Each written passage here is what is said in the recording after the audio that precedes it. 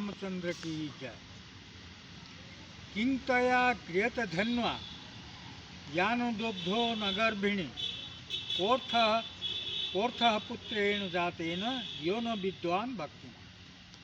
पंडित चाणक्य कहले एमती गोटे गाई रखिकी लाभ कौन जी क्षीर दौनी गर्भधारण कर तेणु एमती गोटे गाई की नहीं बा गाई की पोषिकी लाभ कौन से भली चाणक्य गोटे उपमा देखिए कहते विद्वान चाणक्य पंडित चाणक्य जे एभली गोटे पुत्र जात करी लाभ कौन जार विद्या नहीं कि ईश्वर पाखरे प्रेम ना ईश्वर भक्ति नहीं कि विद्या नहीं मूर्ख।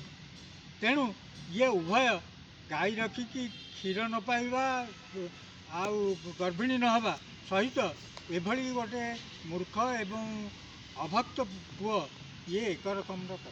श्याम रामचंद्र की जय।